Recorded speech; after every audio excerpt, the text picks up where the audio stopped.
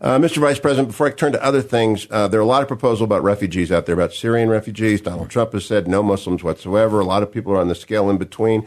What do you think ought to be the American policy towards welcoming people from that part of the world, which is predominantly Muslim right now?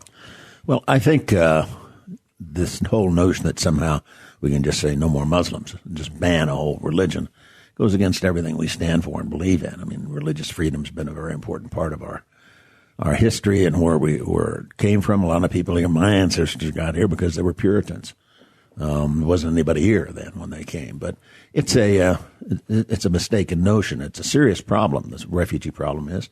It's a serious problem to make certain that the people coming in don't represent ISIS. You've got to set up a vetting process, and that's crucial. But I think the way you got to begin to deal with that problem is go back and look at why they're here. And they're here because of what's going on in the Middle East. And what's going on in the Middle East is a result of a U.S. vacuum. It's a result of the rise of ISIS, the civil war in Syria.